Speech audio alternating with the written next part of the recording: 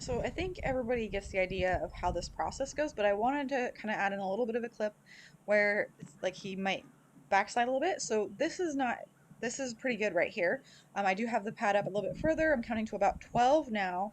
And then I'm clicking and then pulling the pad off. So he gets a little scared here in a second when I put the pad up on the panel. So that's the part where he still has a little bit of fear of coming up to things that are on the fence. And I really want him to get over that before I ride him because I would like to make sure that I can mount him from the fence, mount him from the mounting block. And he's just a little bit afraid of things above him. And he's not a big horse. He's technically a pony, so lots of things are going to be above him, and that's just part of the deal. So, yeah. So this is I think was the first time I had him come and turn and change directions while something was up on the fence like this, and he got a little bit worried about that. See, he kind of doesn't want to bring his hindquarters over. He's bringing his shoulders, and he doesn't want to bring his hindquarters. He's also further up. So then when I pull it off, he takes that step back. So that's worrying him a bit. Even though just a second ago we were using the pad and working with it, and he was okay with it. So it was the pad being on the fence was scary. So even though it's a very similar thing, it was scarier. So I can put it on his back and he was okay, but putting it up here, he was like, "Oh, I can't do that." So you saw him jump away. I'm just gonna reinforce him for just breaking this down a little bit. The pad goes up, I click, I feed, I take it off. So just kind of breaking the lesson down a little bit, um, because I want him to be successful and not be afraid of anything up on those panels there. So and then, yeah, you can see he didn't want to touch the cone there, so just kind of up. And you can see his head kind of come up. His ears are tipped back. He's kind of raising his head and neck up a lot. He's not wanting to touch the cone. He's not really seeking out the cone. There we go. That looks a little bit better. And that could have been because it was underneath him, but just kind of, it might have been because he was a little bit afraid too.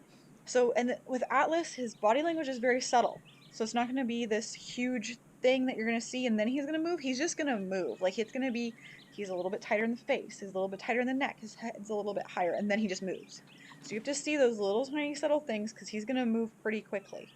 Um, Specifically to him, a lot of other horses are going to maybe move a little bit, maybe turn and then move, but he does not. So I'm just breaking it down, putting up there, pulling it off. I'm clicking as I'm pulling it off. So he was a little bit afraid of it moving. He was afraid of him moving while it was up there. So I'm just going to kind of focus on one thing at a time. So at first I did a couple of clicks for just that pad being up on the fence, and now for it coming off of the fence. Just kind of breaking it down a little bit and making sure he's comfortable with it. But this is important because even though I was working on this just a second ago and putting that pad on there, that looks better. He's more comfortable to touch the target. His head is lower. That looks much better. So I was like, okay, he looks better. I can go ahead and put this back on his back. So that's really nice. And he's a little bit tenser now here. So he's kind of raising his neck up. He's got his ears really pointed back. Usually they're tipped back, but more relaxed. They're a lot more pointed back. So I was like, okay, even though it wasn't the exact amount of seconds I wanted it to be on him, I'm going to go ahead and reinforce and take it off before he moves. That's really important. I want to move it around a little bit. You can see again, his face is tight. His ears are really tipped back. Unfortunately, it's kind of dark and you can't really see like his face to see like how tight his muzzle is, and their lips and stuff like that, but they are tight and tense as well.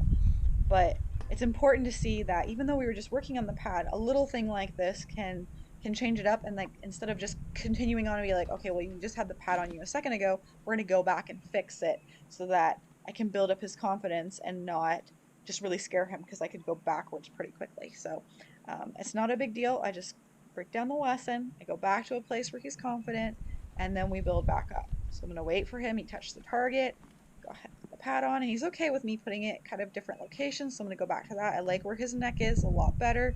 Still kind of have to watch the ears. So then again, that neck raised up as I pulled the pad off. So that's something to look at too. That he is more willing to touch the cone, relax his neck a little. So those are good signs. Put it up here a little bit. So about 10 seconds on his neck, and I'm just moving it around a little bit. And I was thinking it was probably a little bit scarier because it was windy, so it was moving a bit.